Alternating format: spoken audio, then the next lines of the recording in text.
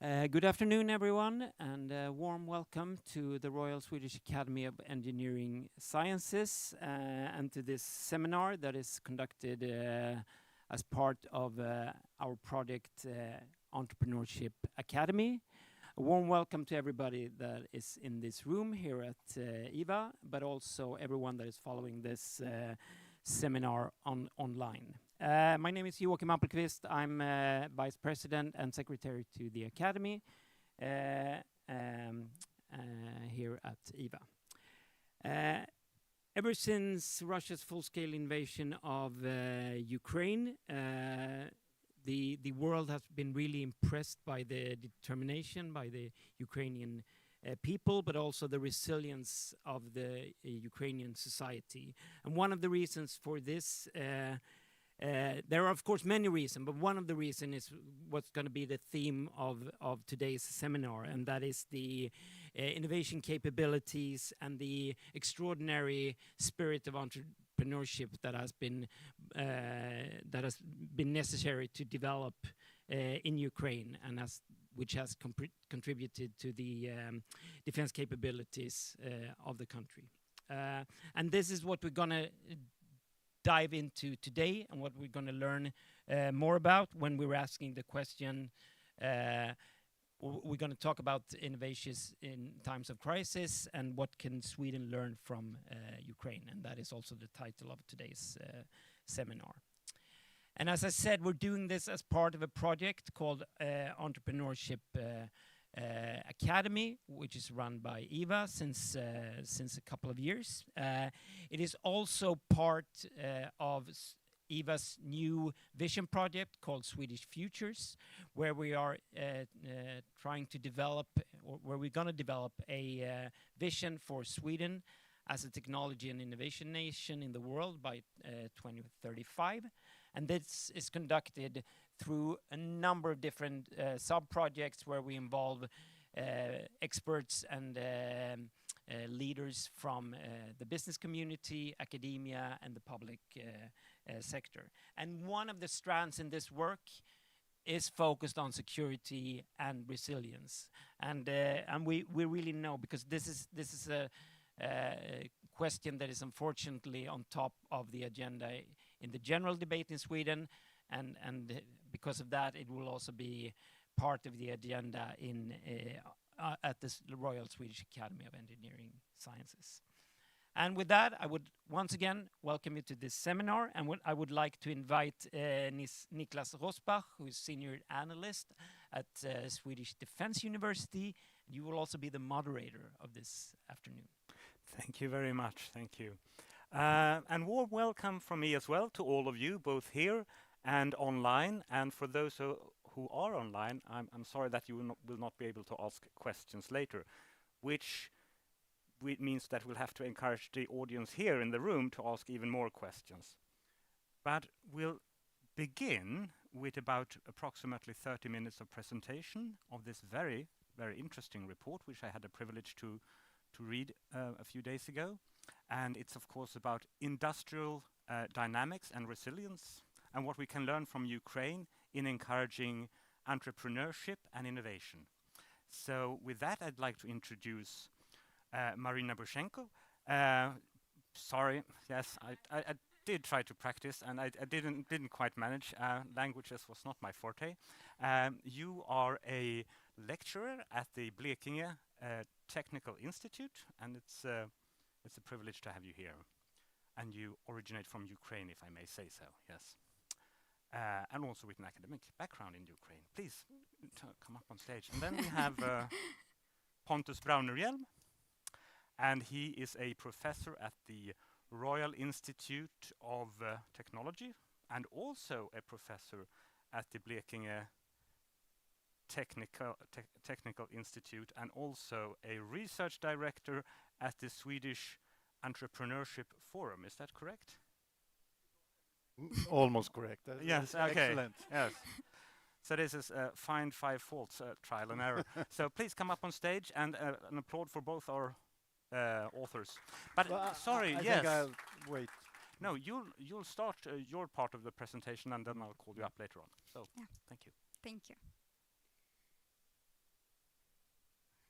Well, the starting point of the report, as well as today's presentation, is that the world we are designing institutions has changed. Periods of uncertainty and systemic crisis are no longer periodic interruption of normal economic life. They are becoming a part of operational environment itself. And this is matter because majority of innovation system that we design created for the different world. A world with a sequential planning, long-term R&D cycles, stable coordination and interruption seen as something temporary rather than continuous. And that's why Ukrainian case is very important here as well, not because the shock was extreme, but because industrial and innovation systems has to adapt while uncertainty is still unfolding. And the broad question that stays behind the report and today's presentation is not just what happened to Ukraine's drone industry, what happened to innovation systems when uncertainty is not temporary but persistent. Wartime innovation is not just faster innovation, it's redesign of the entry, validation, and scaling. So I'm going to start with very simple empirical pattern that can be seen, and it was based on the firm level of data during 1991 up to 2025. And what we can see here that on the one hand, we see physical disruptions, damaged businesses, infrastructure collapses, blackouts, as well as constant threat environment. But on the other hand, we see quite hard and very big shift in industrial activities in the drone industry. And interesting point that during the hybrid war, the entrepreneurship and the system, drone system grew by 70%. And after, when the Russia invaded Ukraine for the second time in 2022, the system grew by more than 200%, meaning that more than 1,000 of new companies, new individual entrepreneurs, and for the first time, volunteer organizations that stepped in industrial production. But the question is not only what happened with the entry to the system, but the next question, what kind of the ecosystem did this world pressure design? This slide show a very interesting pattern that industry expanded, but also there is internal reconfiguration of its structure. As you may see that the manufacturing part increased heavily from a half of the system to 2/3 of the whole ecosystem. At the same time, we see the pattern that R&D and prototyping decreased from 9% to 4%. Well, it shouldn't be treated that there is less innovation or less research. I would say that since of the war, the boundary between R&D and production decreased and compressed, and R&D is a part of manufacturing at the moment. That meaning that we cannot see innovation as a long upstream process. It should be more close to the manufacturing and the actual use. So, who actually enter in the system? In majority of cases, previously, the industry consisted of small companies, meaning up to 50 employees and 8 million turnover. But the war shifted this structure. As you may see, the micro enterprises now performing much bigger role, and now they constitute a half of the entire system. That means a good result for us, saying that world wartime resilience was built not only relying on a few very well-established incumbents, but it goes from the below with the small entrepreneurs that are more faster, more adaptive, more easy to experiment, and more easy to address the needs of the front line.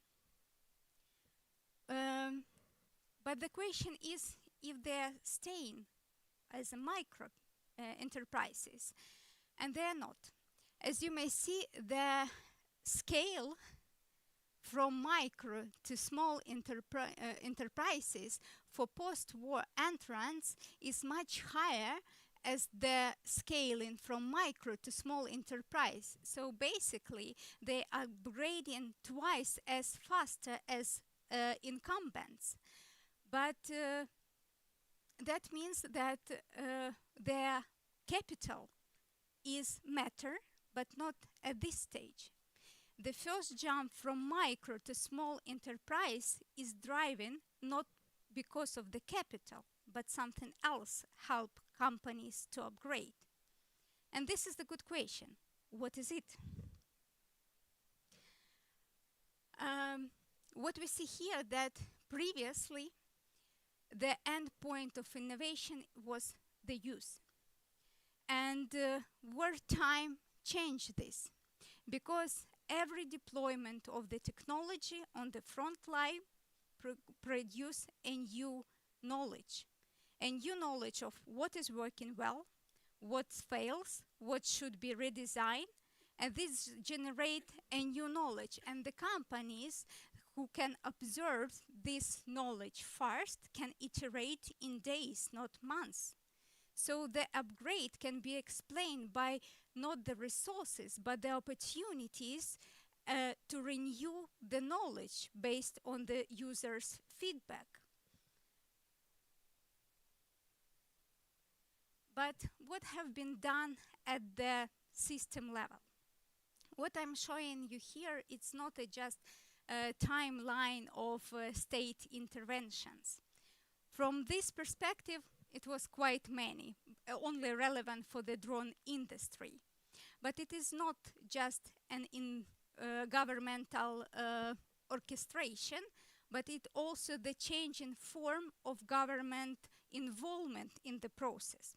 And the first stage is a selection. So basically, this is a creating mechanism and conditions for the companies to enter into the system. So they opened the door with the army of drones that was initiative to trying to get as much enterprises or even volunteers to come in and help with the building of drones. After that, there are two resolutions that took place.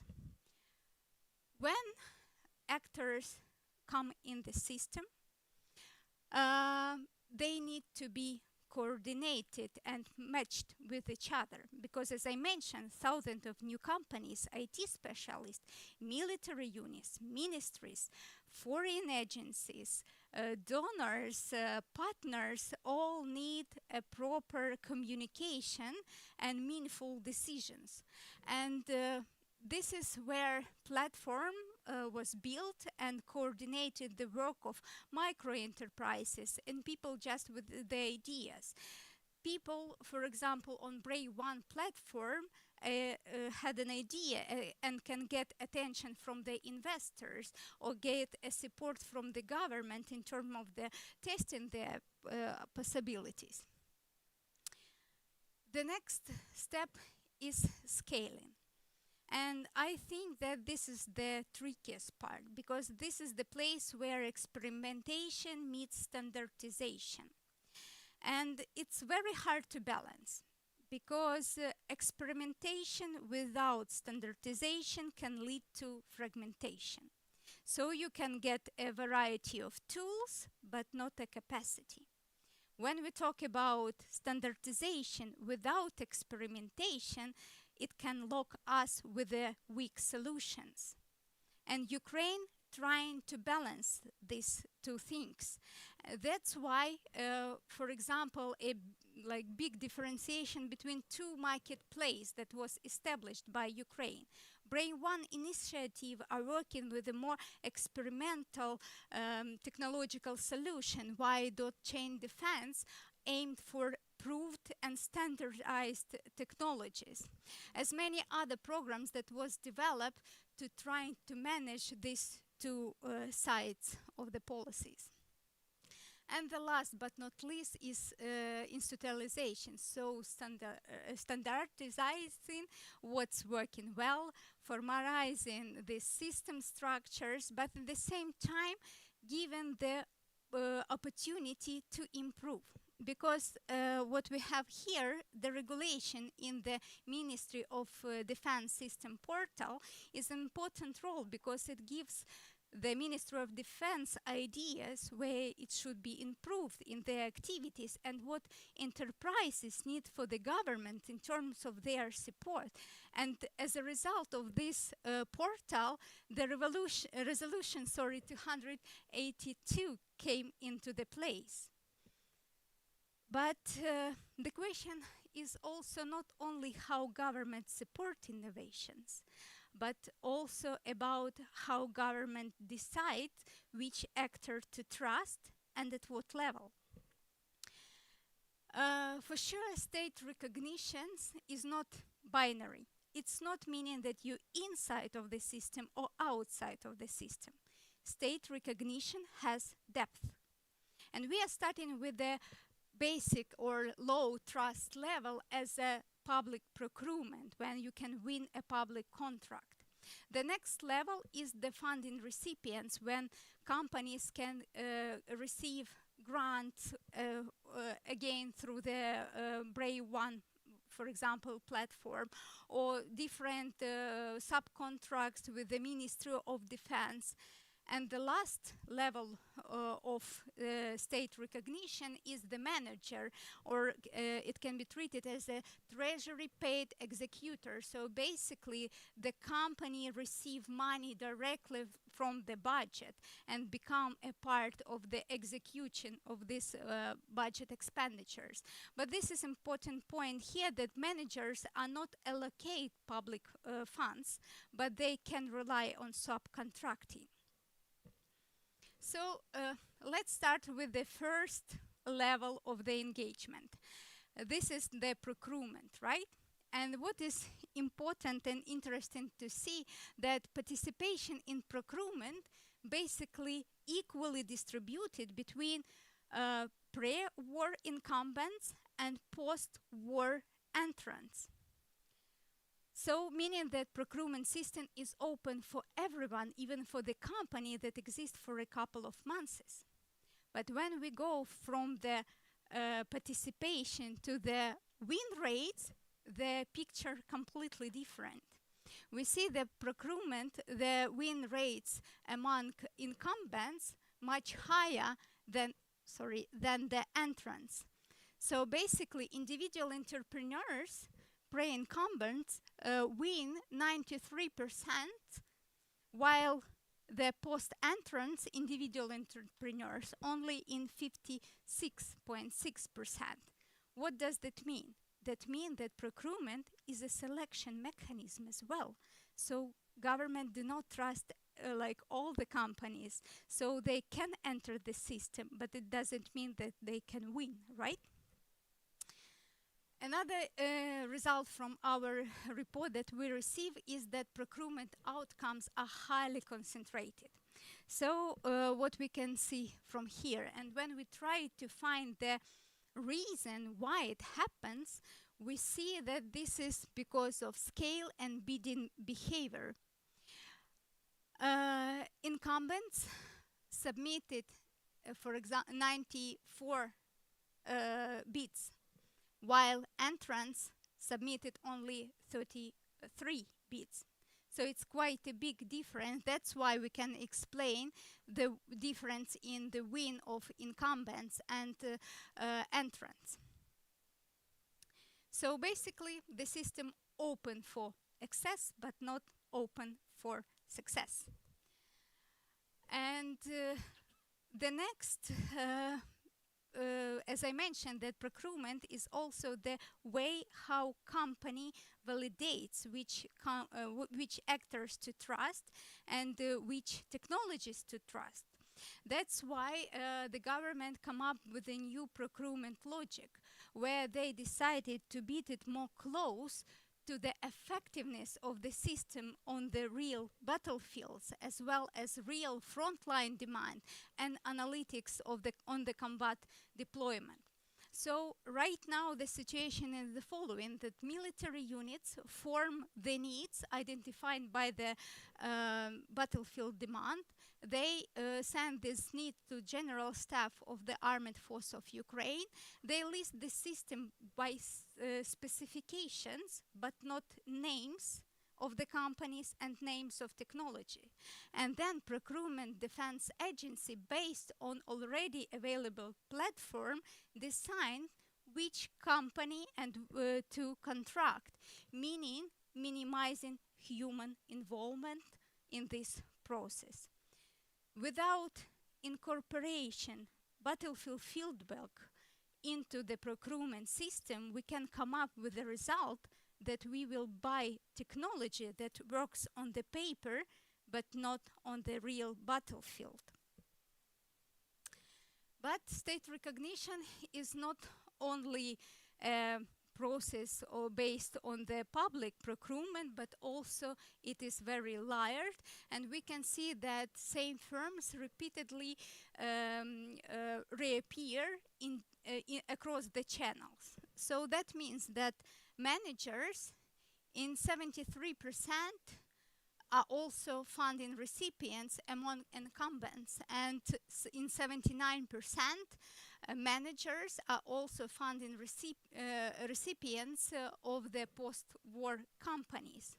The same here, managers are also tender winners in mostly 90% for incumbents and 72% for entrants.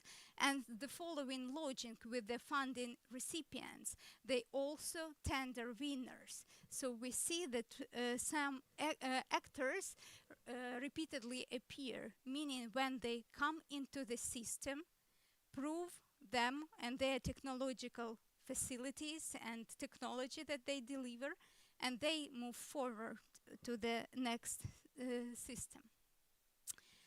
And the state recognition is also stepwise. What does it mean? That means when the actor come to the system, it doesn't appear at the last level of the trust. They are not becoming executors of public funds from the start.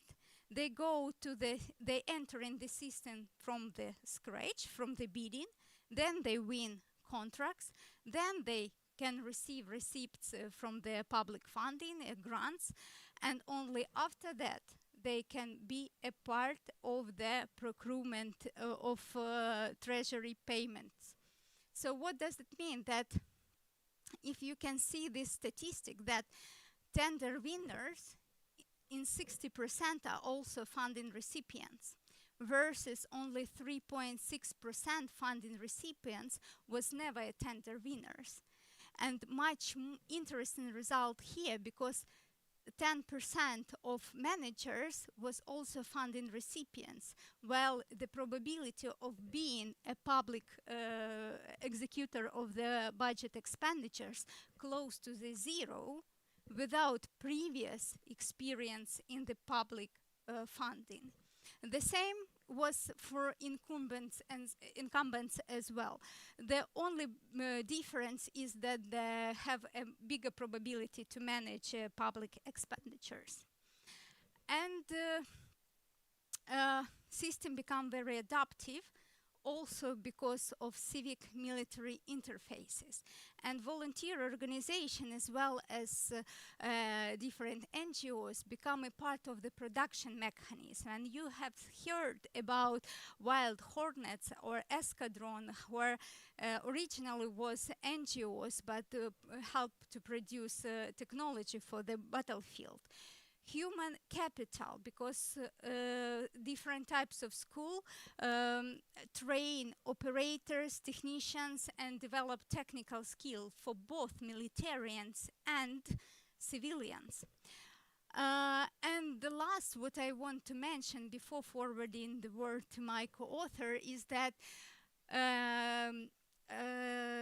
there are different fundraiser initiatives that also fundraised money, but not only for the general purpose, but they fundraising money for some specific technological solutions, meaning that proving and helping to scale this type of the companies. So that's all from my side, and now I'm giving forward. Thank you very much, Marina. Thanks. Thank you so much. So I will just wrap up what you have now heard in a number of policy bullets or policy conclusions. As you know, you see, är det inte den så är det någon annan jag ska trycka på. This one, This okay, one. okay. It was too big. Okay. Right, so should be another one here, right? No? No, right back. Yes, right. Mhm. Okay, so as you know, there is a lot of different policy documents that has been produced with regard to the new situation and how innovation can be promoted. Some of them you see here, there are a number of others as well, and it has to do with innovation, military, civilian, but it all ends in building resilience. However, what we still lack to some extent, I would say, is the how. How do we accomplish this? And this is always the tricky part, of course, but these documents they serve a very good purposes, but we have to be more concrete. Now, I will not say that I have the solution here, or we have, but some points that we like to stress here at least are the following. First, you cannot rely on incumbents in a situation like that, like the one that Ukraine has experienced. And the reason is, of course, that you have sort of built-in inflexibilities that tend to make procedures a bit lengthy. So you need this inflow, this influx of new firms, of innovative firms, of entrepreneurial firms. So flexibility is key here, and that's very much related to how the whole industrial structure looks in terms of the distribution between large and small firms. Second, it's fairly easy to scale, as Marina just showed, from micro, meaning firms having less than 10 employees, to the small firm level up to 50 employees. But then the next step is considerably harder. And here we have to perhaps rethink a bit, what is the role of the government here? Risk sharing, providing capital in that next step where there is normally a gap in the financing for growing firms. Our third point then is building modular systems, and this is a way, of course, of increasing resilience. So if you have a distributed system, not least with regard to the ecosystem, then it's much more easy also to actually accomplish resilience in terms of having redundancy to some extent, and that you have other suppliers if some is out of the game because of an attack or something like that. Civic capacity matters, as shown also by Marina. So these NGOs have played a very important role in the Ukrainian Ukrainian system building resilience. Not only have they produced and contributed with innovation when it comes to drones, they have also, to a large, been a very important actor in raising capital for these more expansionary stages. So that is another lesson, I think, which is important, very much so. And then we have this state recognition ladders. So you have to prove yourself worthy of some kind of governmental support. And in a time when everything moves 10 times quicker or 100 times quicker than normally, you probably have to rely on some actors that have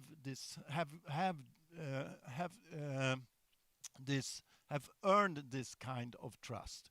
So you can use these in a situation like the one in Ukraine.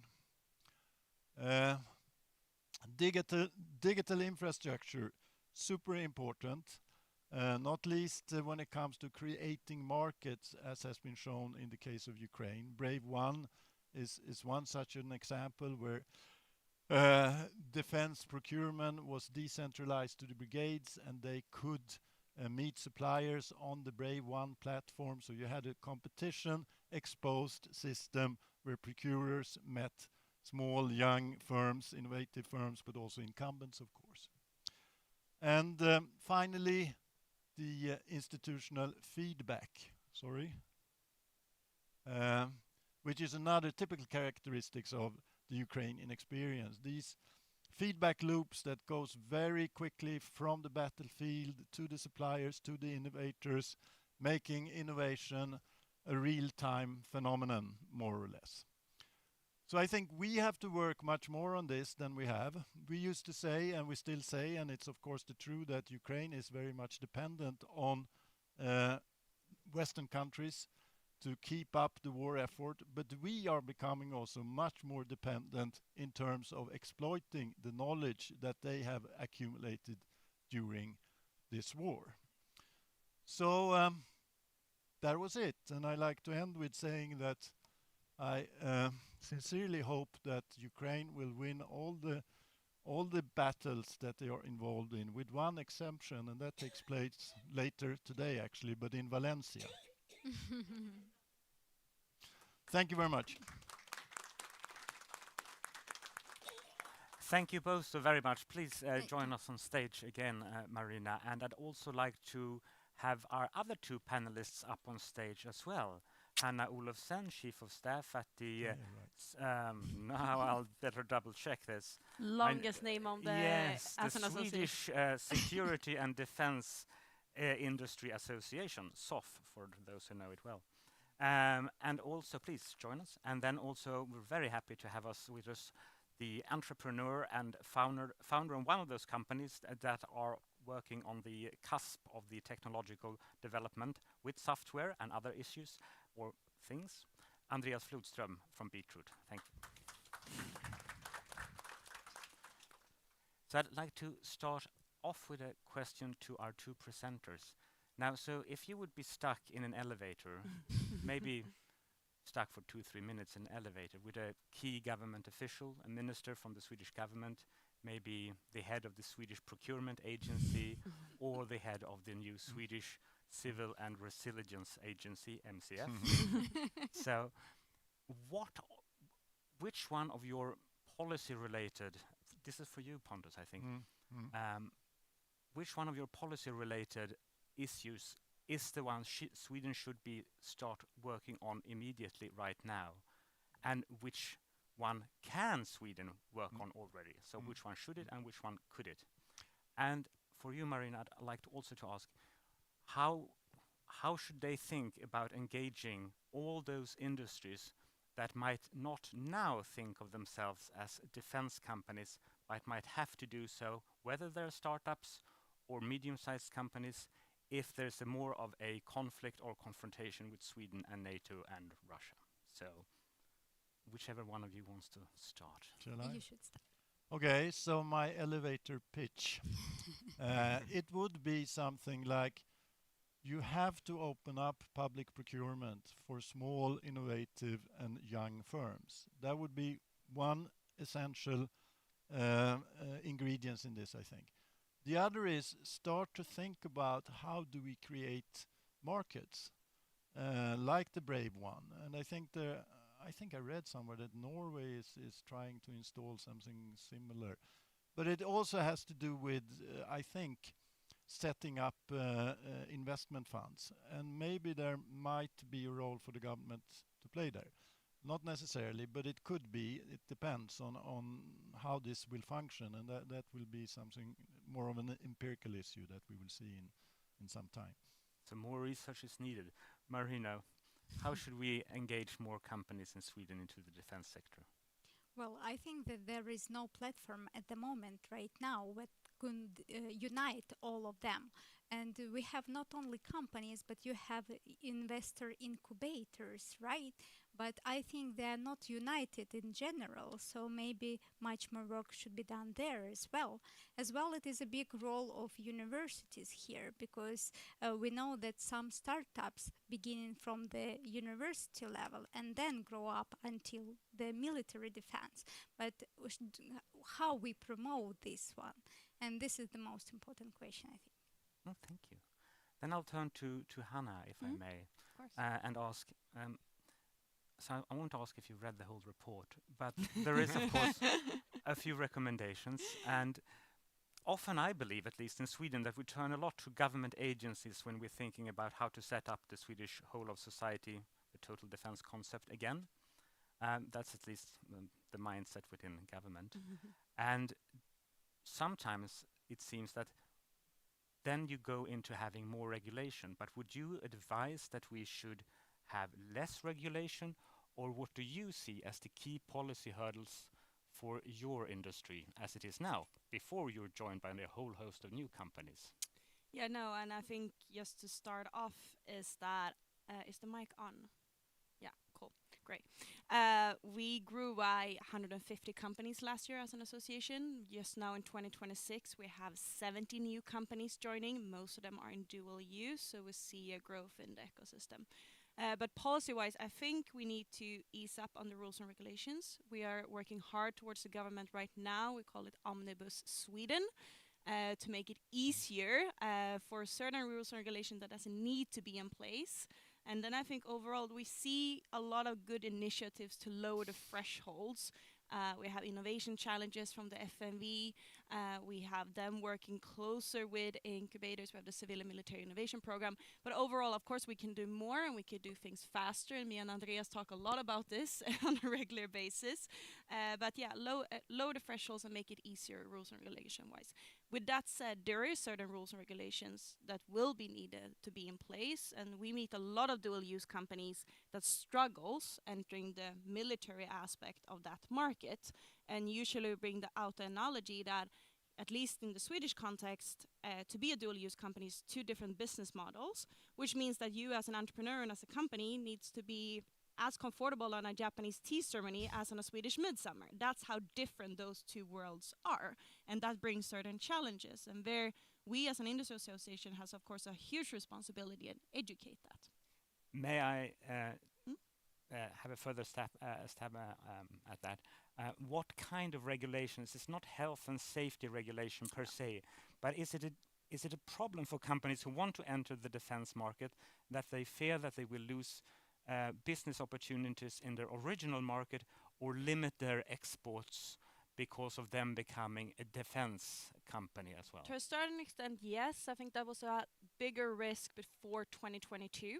When we have the whole eco-label policy making that was almost in place, which meant that if you had more than 5% of revenues on the military market, you didn't qualify for the same type of financing tools. That has now been on hold, so that's very positive.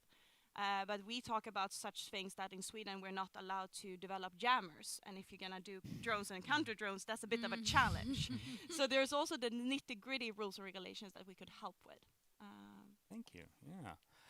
Andreas, with your experience from Ukraine and from Sweden, I assume as well, I'd also like to turn to what I call maybe the softer issues, in terms of sometimes we see things that should work on paper also when it comes to policy, but doesn't fit with the national mindset, if I may say so.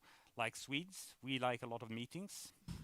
Finns don't, for example. They get on and at it immediately. But what's your experience from the Ukrainian mindset, or have you actually brought a Swedish mindset to Ukraine? Well, I mean, I think, can you hear me? Yeah. So now I spend more than half of my grown-up life in Ukraine, so I don't know where I am anymore.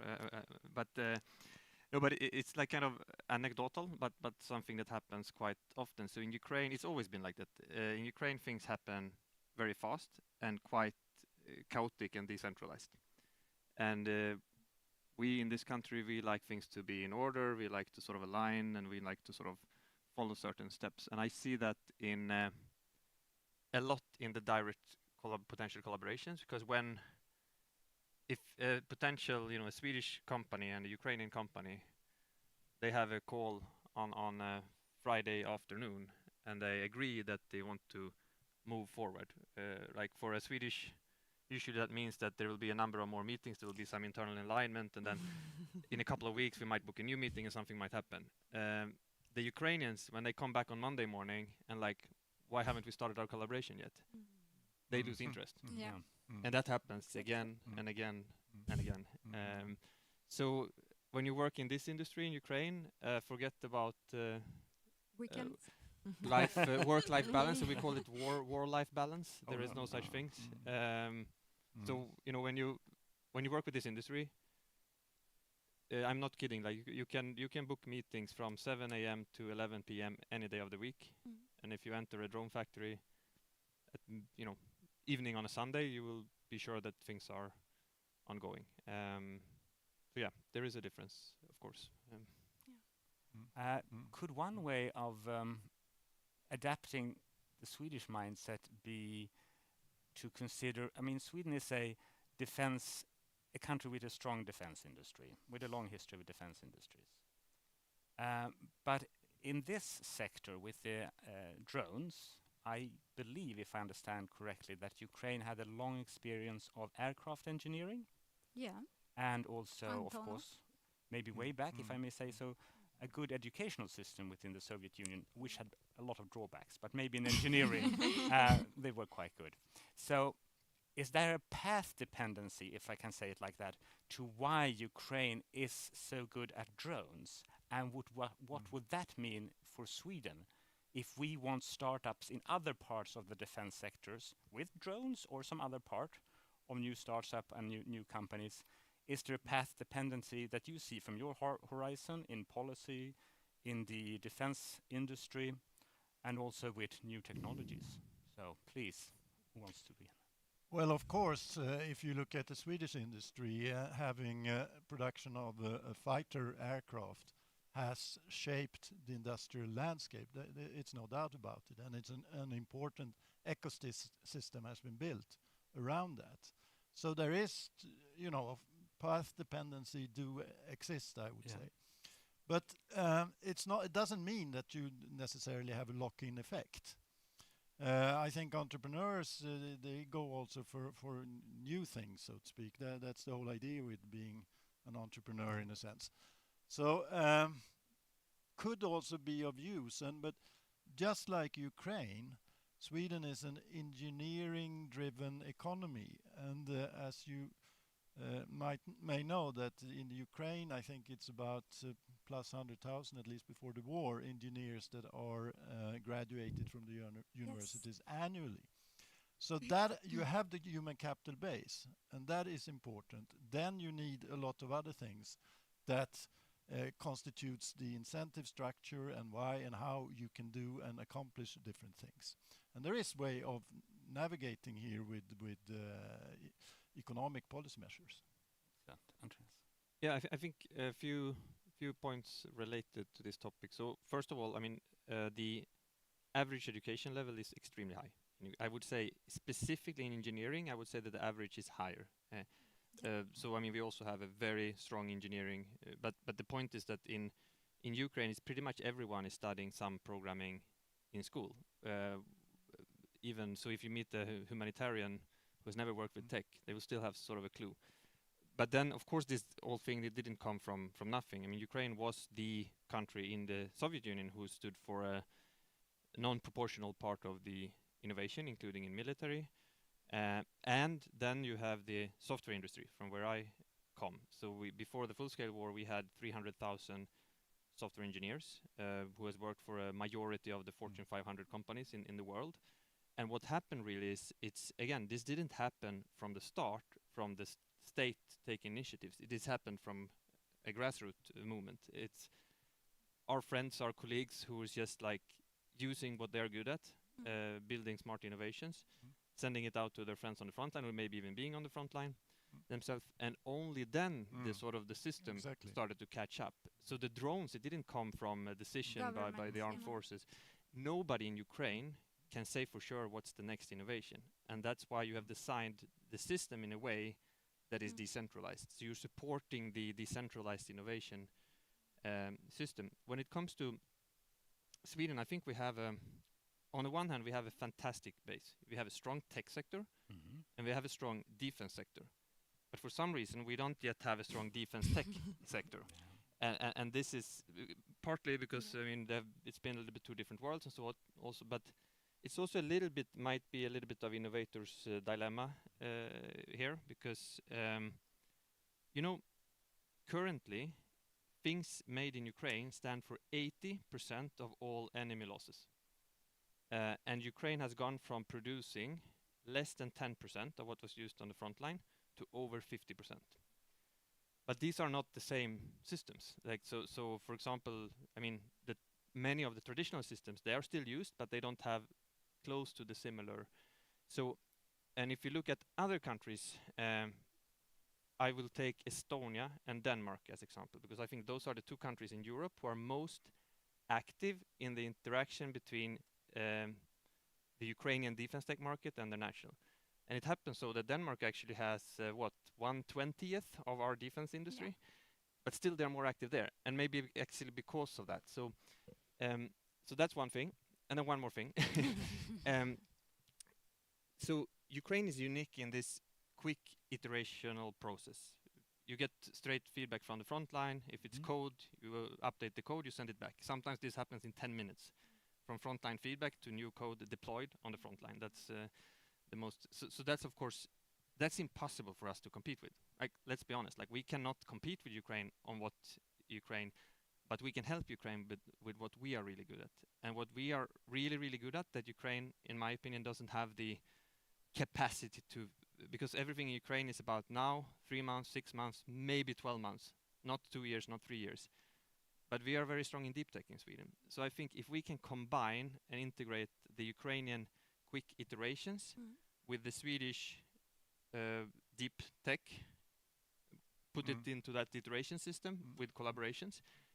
But there we have a lot of laws that makes it much harder to actually collaborate, because so those that are actually doing it, those are often the kind of a little bit like cowboys, like not, you know, there are some rules, but we'll deal with that later. And the big companies, even if they want, it's actually very hard for them to do this in practice. I want Pontus signal that you want to come in on just the shortly. I mean, originally it was a spontaneously organized market that evolved in Ukraine, and as you say, it was not governed by anything more than need, actually. But then, after a while, smart policies supported that and made the leverage possible, actually. So I think that's one lesson to be learned. Then you have technologies like digitization or AI today. Those are kind of general purpose technologies, and they spill over to all kinds of industries. And you have knowledge flows, if you go back between Saab and Ericsson and so on, completely different industries, really. But they do sort of support each other. So those processes are, of course, there. And then entrepreneurship can pop up anywhere almost. Oh, that's a hopeful comment. Hanna? Yeah, first I agree everything with Andreas.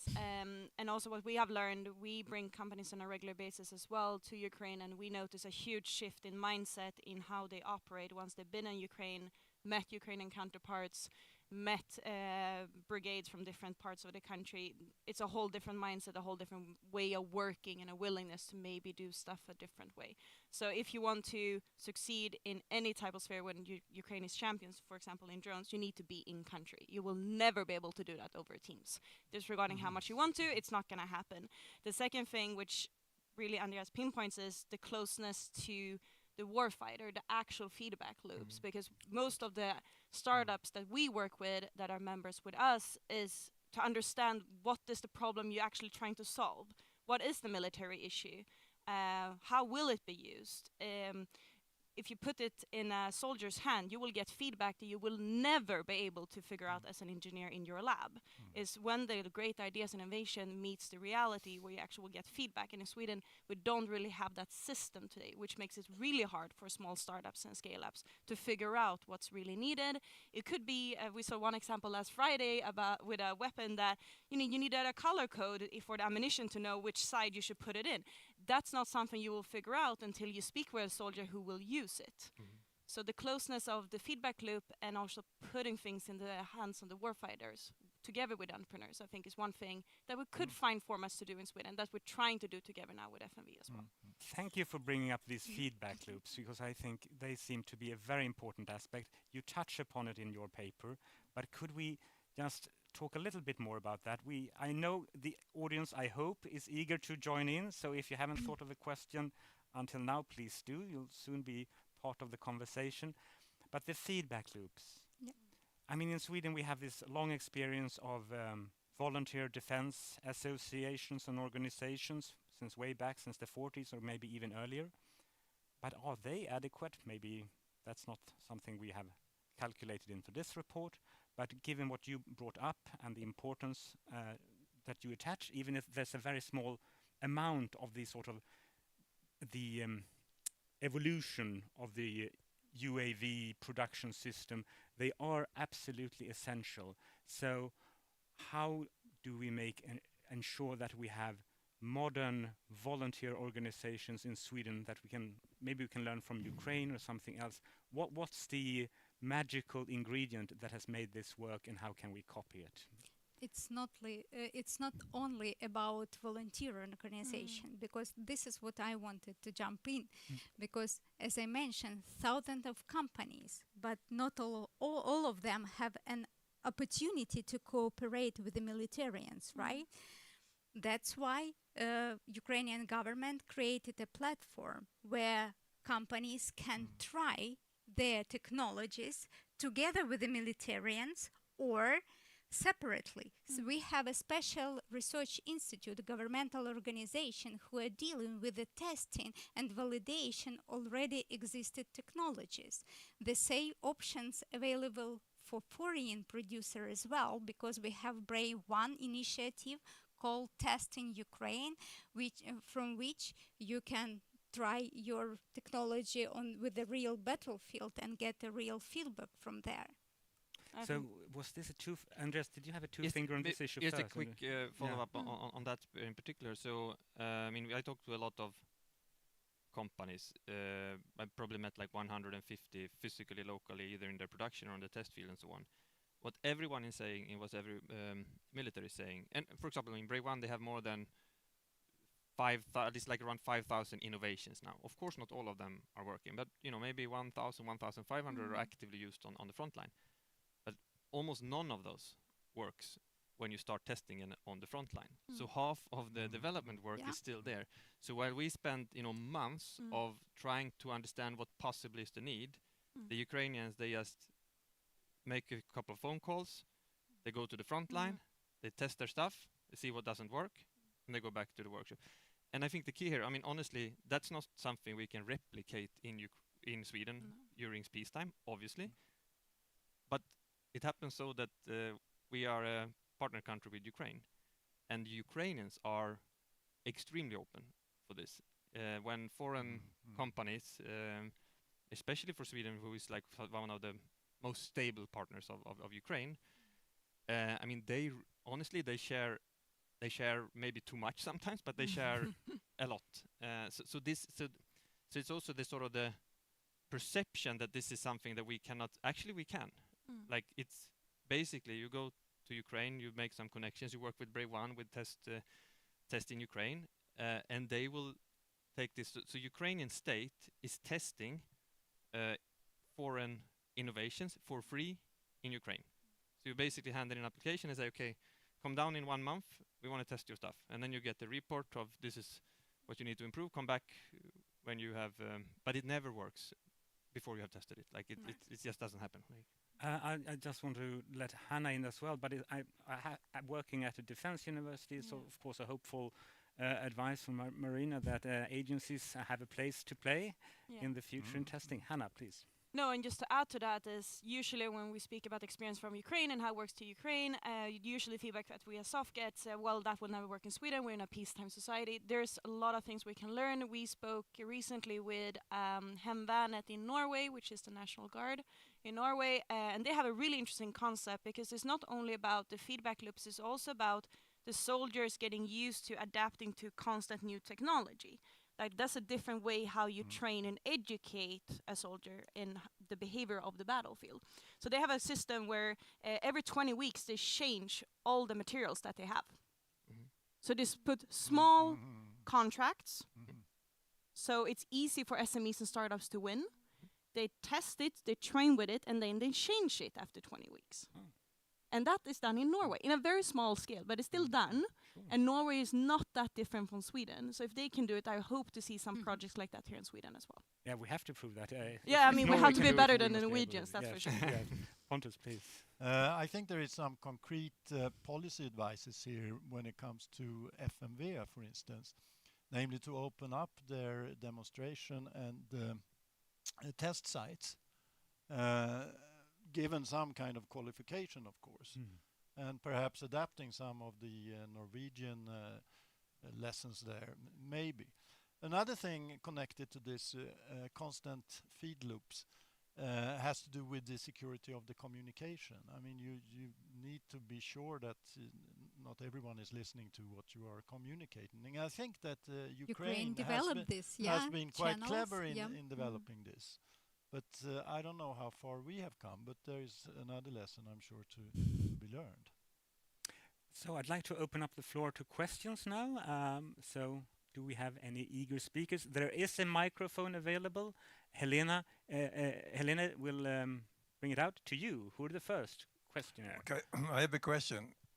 On the battlefield, you have UAV technology, but you have the tactic. You know, what is the driving force? Is the tactic driving the technology, or technology driving the tactic? Or is it sort of a difficult to say? It's really interfingered. yeah, it's very integrated, everything.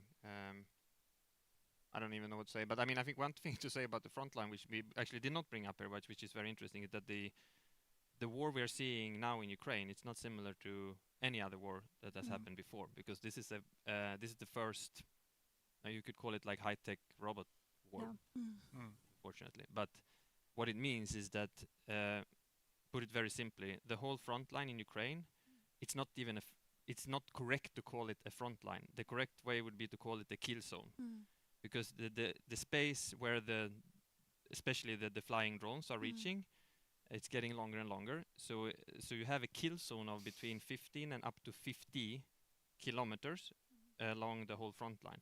And what it means is that if you send in anything of like traditional equipment there, like a tank, like that's like a dinosaur on a safari. Like it's just like, whoa, boom, expensive equipment. It takes like this. Same with people. Of course, now Russians don't care about their people, so they can send in a lot of them, and sometimes they even can take a step forward after losing a bunch. But to answer your question, of course, it's not only about technology, but it's you have to train. So the training, I guess, I'm not the military myself, but I guess the training we have had on our traditional system is you need to redo everything based on the new. You need to redo equipment, because when you don't use the traditional weapons anymore, you have drones. You need to have other things. And it's not only about flying drones that you think about spontaneously. So currently, one of the big trends in the last year is the land drones. So, and here again, interesting, Ukraine is decentralized and it has pros and cons. But it means that honestly, there is a very big difference on the different brigades. So the best brigades, they're absolutely world-class, super technological, have their own R&D teams, testing and so on. The worst brigades are maybe more, let's say, old school structured and not as technical at all. So for example, the UGVs, so the land drones, they have gone from almost nothing in practical use to huge amount of use, mainly at this point for logistics, but also for combat and of course like evacuation, mining and so on. But now to the interesting, Ukraine has 110 brigades-ish, and of the UGV use, 90% is used by three of those brigades. And that's actually one of the things that Ukraine is working on very hard now, and why I think the current reforms are very important. So a lot of the innovation, like the Brave One and so on, that's been driven not from the Ministry of Defense, but from the Ministry of Digitalization, so the tech people. So the whole Brave One platform comes from the tech. Now they have moved the former digital minister, Misha Fedorov. He is now the Minister of Defense since a few months. And what they are trying to do now with their team is to sort of really use the, not only depend on the really top brigades, but to really copy this knowledge to the other brigades in a data-driven way. And then you have the Delta system, where you have basically a transparent battlefield. You see everything that happens. Like if you have the right license of the Delta, you could literally get the access to a specific drone video on the front line. So you have a full transparency, and which means also that you have a lot of data. So with this data, you can constantly, you measure which equipment works, which brigade are more efficient, which tactics is working best. And yeah. So it's interesting though with the transparent battlefield that a thing that should be good, or a concept that should be good, transparency is now a problem if you're on the front line. Pontus, you wanted to chip in? Just an example of when technology change tactics. Last year there was a war game that NATO undertook with a number of brigades. There are people here who know more about this than I do, I guess, but they invited some drone pilots from Ukraine to take part in this exercise. And after a relatively short time, days, they have extinguished 2 of these brigades. I don't know how many, 5, 10. And then the NATO sort of interrupted this exercise because they had to change strategy and tactics. Hanna, did you want to chip in here? Otherwise, we'll see if there are any more questions. Yes, please. So the gentleman in the dark jacket and then the gentleman in the white jacket. Maybe we could have 2 questions. First you, please. Yes. Thank you. Great presentation. My name is Hans Thorsen Lam, independent consultant. I have a question about supply chains, big issue in Europe. And compared to China, they dominate in key components for drones, like batteries and DC motors. Sweden used to have Electrolux, 20% of the world market, and a cordless vacuum cleaner is actually a drone because you have the key components. So why don't we buy back Electrolux from the stock market and skip 20 fighter jets? It's about the same cost. When we have anyone can go and buy DC motors and batteries on any corner in the street, and that's make us resilient. So that's thank you. That's concrete advice. Maybe we'll take the other question as well, but it could be framed in many ways. It's just how do we get the basic resources that we need, everything from computer chips to other instruments that need to be inside the modern arms equipment, please. Yeah, thank you. Just give a little bit of background. I'm running a startup myself that is in the CMAP program from Vinnova. And we are, also having a lot of challenges with specifically also how much we invest going in this space and how much we not invest. We've recently started some collaboration with companies also going more towards Ukraine because we can just simply test faster. But the problem here in Sweden is that firstly, by FMV and so on, we always get forced that everything has to be in Swedish. We're an international team. We're more looking into like Germany, Finland, and so on because they move faster. And then all the initiatives that are coming, like for example, Innovation Battle Week. We were first really excited when we heard about this initiative. Like towards small companies, test your stuff, get some feedback. And then you look the cost, 1 million crowns per company to participate. That's the whole seed funding we had in the first year when we were out there. Exactly. And then people also telling us like, yeah, the fastest way to bankrupt your startup is in the first year to go into military in Sweden. So what would you recommend to startups like in an early phase to navigate that? Because also another part of we can test technology that we have, but we are not allowed to test it in Ukraine because of export restrictions. It's like it might be easier for us to just move the company somewhere else. Yeah. So how do we build the companies, and how do we ensure that they have the supplies that they need? Can I start with his question Yes, very quick? please. No, and you're not alone on that. We did a startup report both 2024 and now 2025, and people are saying the same thing. So I'm totally with you on that. And what we see on the startups that we have been working with, none of them gets their first contract in Sweden. None of them are really testing in Sweden at first. They have the opportunity to test in the US, sponsored testing and demos through the FCT program. They've been testing in Germany, or they've been testing in the UK. And therefore, of course, the export control is easier. And of course, we've been working, of course, as well with Innovation to Battle Week. And I know there's been some Swedish rules and regulations, and that's why it's been driving costs that high in order for it to be following all the Swedish national rules. And of course, we would like to lower the cost, but that also means that you need to have other rules and regulations in place, which we have been highlighting towards the politicians, because we, of course, want the new tech to remain in Sweden, to also be developed based on the Swedish needs and the Swedish feedback, because the risk of, if we don't open the market for startups here in Sweden, it will be the American warfighter who designs your capabilities, or the Germans, or the UK, or the French ones. So it is important. It is also about deterrence to have a strong ecosystem.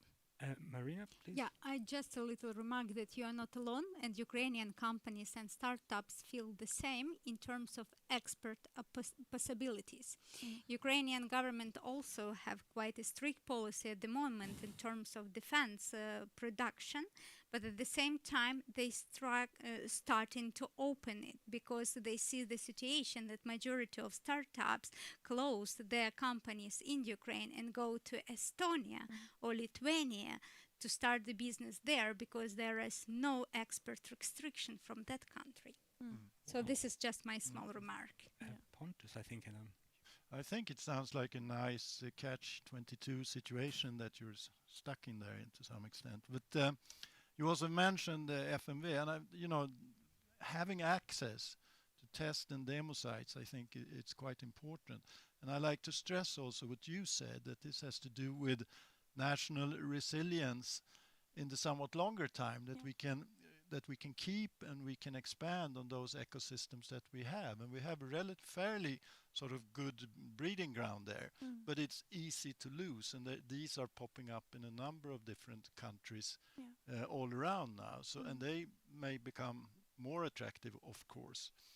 If I may say something about the resource question that you posed also, I think, and you asked for policy measures, how do you do this? But I think it's what we learned from Ukraine is that it's an initiative from the politician sides that embrace several different policy areas. So you have to have a relatively holistic approach to changing the system. It's not only regulations, but regulations are super important, and particularly certain regulations are more important than others. It's the incentive structures. It's how you allocate human capital between the defense and the civilian sector, because they're needed in this type of warfare in both sectors. So I think it's hard to come up, with like this is the silver bullet here. But there is one. But you have one.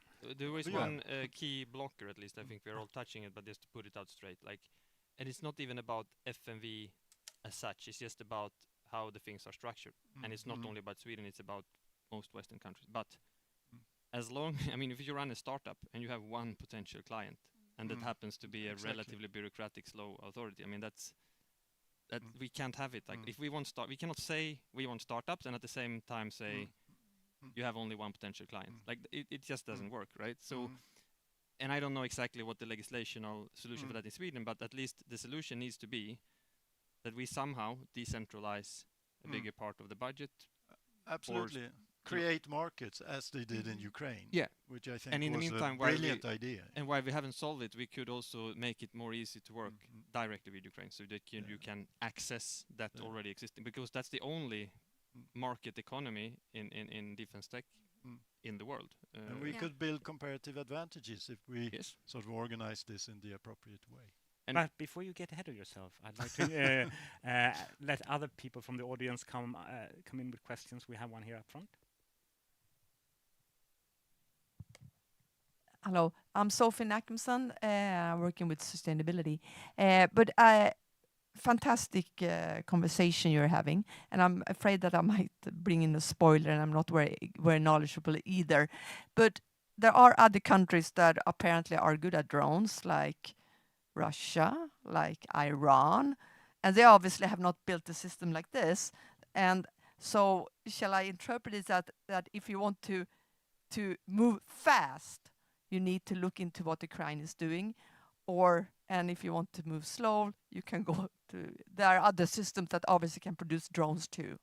So before you answer, but it's a very good question. Do we have any more questions immediately in the audience? This is good. Yes, it's one at the back here. Yeah, I thought, gives you more time to think as well. Or forget the first.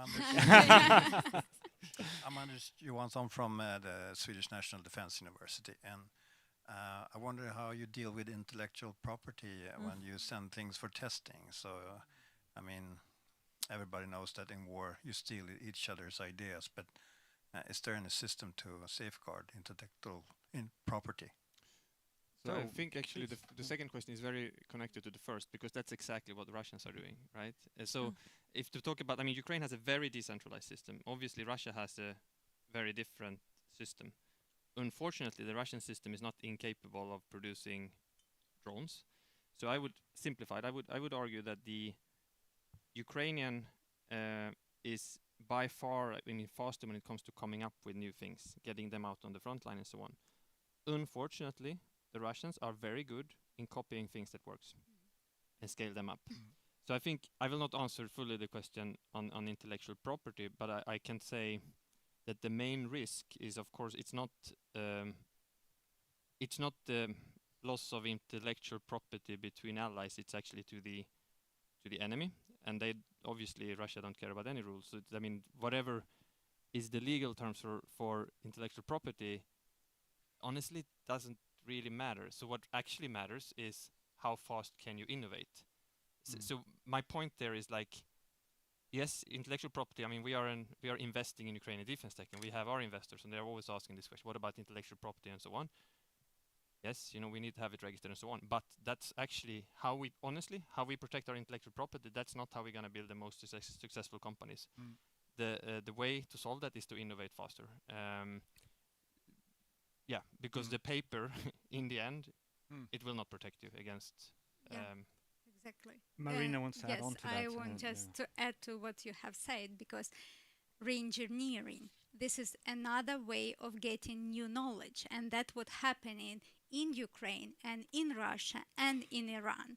So we need to understand that intellectual property on the paper will never save you, and it can even stop innovation further, because re-engineering is the way to innovate as well. And one more question is that about it's also not so easy to import this defense product in Ukraine as well. But at the same time, government created a mechanism through which international companies who are interested to test their products on the battlefield or together with the militarians, they go through the procedure to do so, because you cannot transfer a drone through the border of Ukraine. It will be, I think that you will never even able to reach Poland with the Swedish drone. Right, Anna, please. Yeah, no, and first to your point, I mean, Russia is also learning on a daily basis based on their experience on Ukraine, and I agree with Andreas on they're good at mass production, maybe not always the smartest solutions. IP rights, we talk about that a lot within our companies, who especially have sent in complex military platforms and solutions that has been used by special forces all over the world.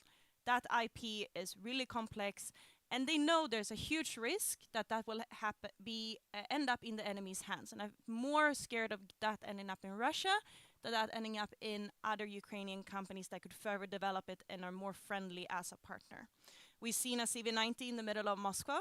Not great, and they know probably that they've been tearing down that tank, see exactly how it functions, how it's meant to work.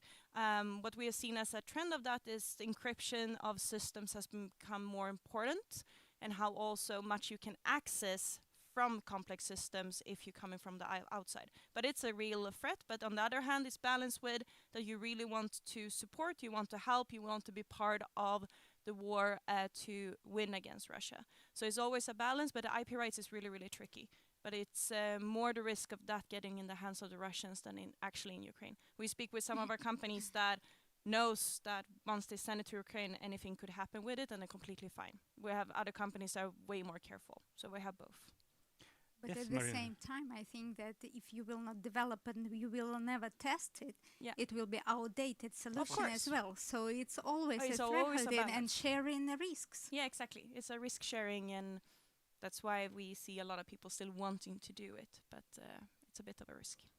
May I, your question here at the front, it made me think about recycling. Maybe it sounds like a very Swedish perspective in this context, but if there are 10,000 drones shot down every month over Ukraine, can you use the scrap, the parts of microchips, the plastics? Can you use anything of what's falling down? I think the biggest problem is not even like that explosion and all these parts, but what about fiber and these new technologies? I think this is the first question that we receive in terms of ecosystem. And now we see how the nature is struggling right now, and this is not the end of the war. No, right. But it also brings to mind another question. Sometimes when we think about Swedish modern industry, it's very, I guess, high tech. Maybe sort of in all parts of the business sector. But this is very much about scaling up and producing a lot of drones. So with that, maybe mainly a question for you, Pontus and Hannah. Does Sweden have the capacity to shift to mass production if needed, or do we have to alert our mental preparedness for that as well? I mean, it's a completely different company structure. If you're going to scale up drone production in Sweden, those companies doesn't necessarily need to be the experts in what type of drones they're going to produce. They don't need to be subject matter experts. In that case, you need companies who are very good at producing in mass, and those can come from the automotive sector, those can come from other industrial sectors, but to be good at the production capacity. Then you need to match them with the type of drones or whatever tech you need to produce at that moment of time. That is the system we need to find in Sweden and how to collaborate with that. So you don't need a mass producing drone company in Sweden. We have the Ukrainian knowledge on that we can bring in, but yeah. I think, do you want to chip in first, Pontus, and then yes, just shortly. I mean, it depends, of course, which industry you're looking at. Process industry doing forest products would probably be much harder to reorganize to produce drones than an engineering industry, obviously. But I think we have the competence and the possibilities to do that. And there is another aspect to that, and that has to do with how do you formulate contracts that are more long run in their perspective to secure these things. We saw during the pandemic that some firms actually transformed their production quite radically. So yes, I think it's possible, of course.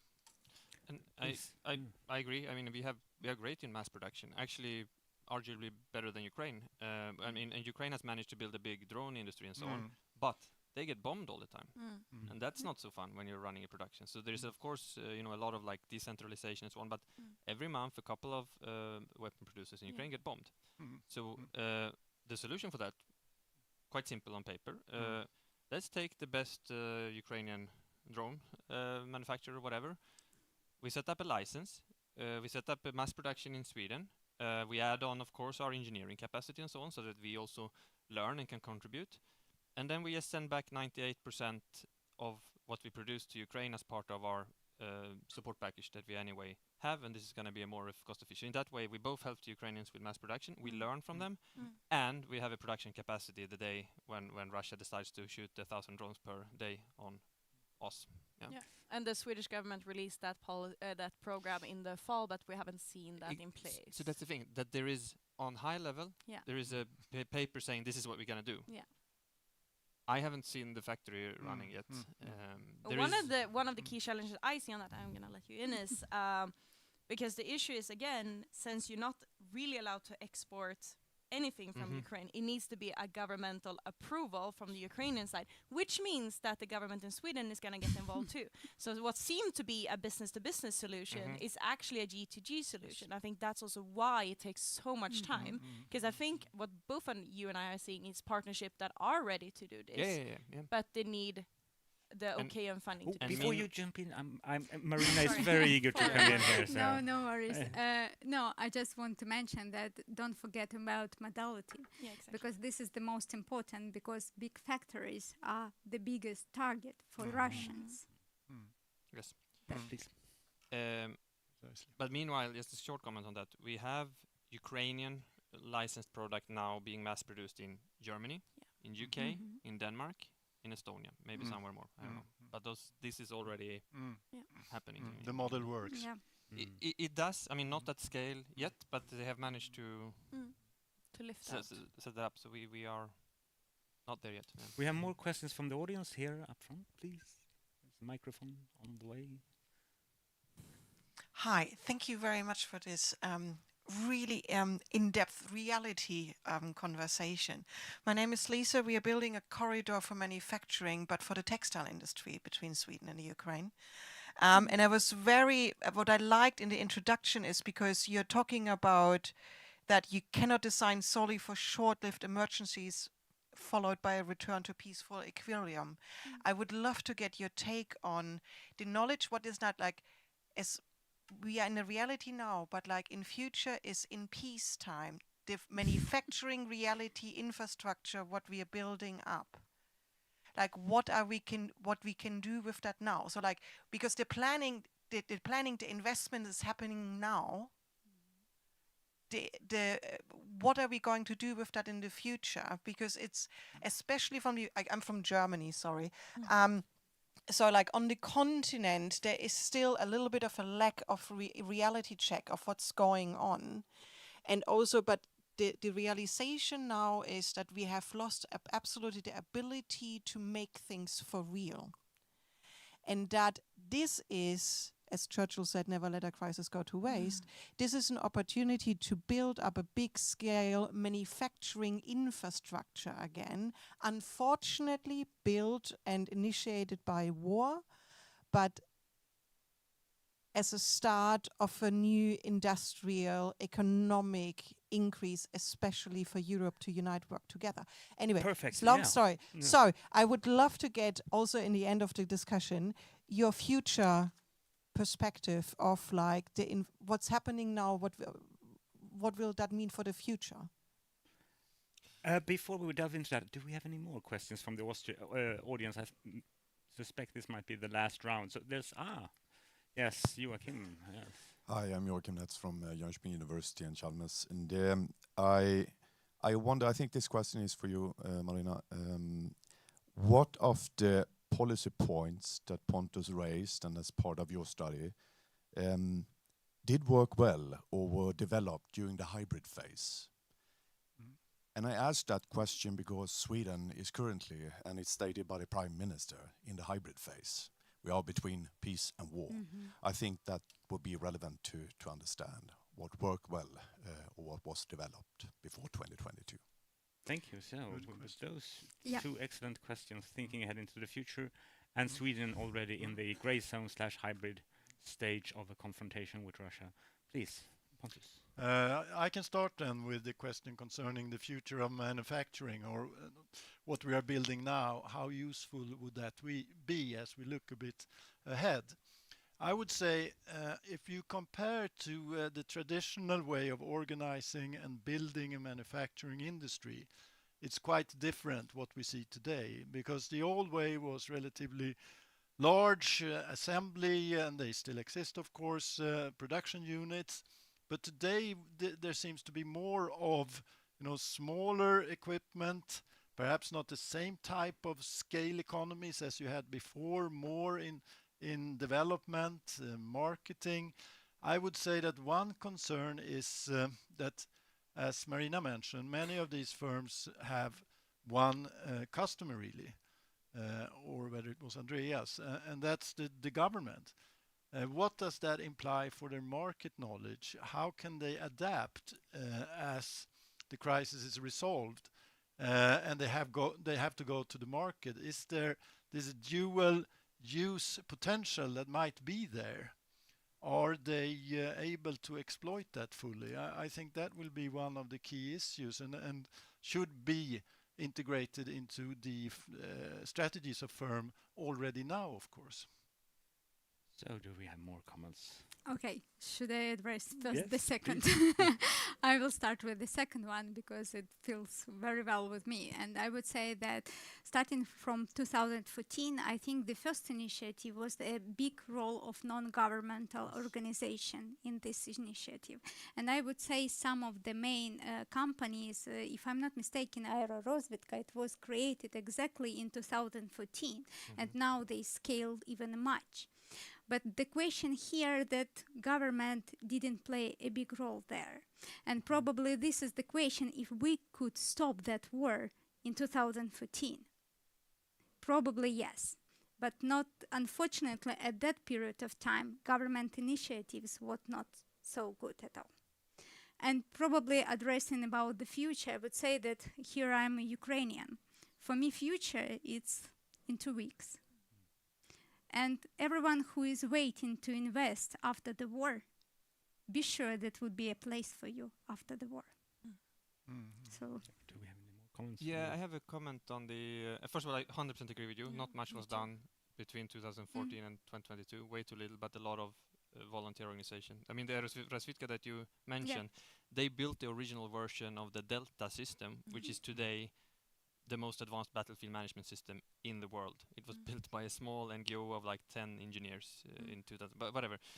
On the future component side, I have a reflection also connecting to the previous. So when you talk to Ukrainian manufacturers, you have a set of questions. One of the questions I was, okay, so how dependent are you on Chinese components? And almost every manufacturer say approximately the same things. Like, so there are some things we are 100% dependent currently, and there are some things where we can buy a European alternative, but it costs 3 times as much. So we buy the Chinese because money is lives, right? But the problem with that is, of course, that means that the volume stays in China while we have the capability here. But that day when China, and I think that day will come, when they shut down the supplies. And all the producers go and say to the European partners, we want this. There's not going to be capacity. So it's a chicken and egg. And here maybe there might be some policy things we could do. If we could use some of the sort of Ukraine support sort of to indirect, to maybe like, I don't like subsidize it, but in this particular case, maybe you could, I'm just freebasing here, but maybe you can subsidize certain types of European components so that you can get up the volume and eventually down the price to compete with the Chinese, because we will need that, all of us. And Ukraine is now this is one of the key issues that the industry is focusing on, to produce own components. For example, electric engines. A few years ago, it was almost only China. Nowadays, I think half of the electric engines are made in Ukraine, and a lot of different things. So there is an awareness of this, but it's a huge problem. If China would shut down the supply today, big problem. So I'll say to the whole panel, this is your last opportunity to have one last one-liner to convince all the people in the room and those listening to it online and also maybe listening to it afterwards. What's a key issue for Sweden to be good at innovation so we can win this next generation of transparent warfare? Oh, should I start? Yeah, okay. Of course. Sure. I don't know. 2 minutes. Let's create a market. I think that's the thing. Yeah. Innovation in the warfighter's hands in a faster pace. Innovation no longer only technology, but a system design. And I say something that is completely impossible then. Bring in the entrepreneurial spirit into the government and the army or the defense sector. On that optimistic note and on a high, a great round of applause for our panelists and our speakers. And thank you all so much for participating and listening. And now it's time for some snacks, I think.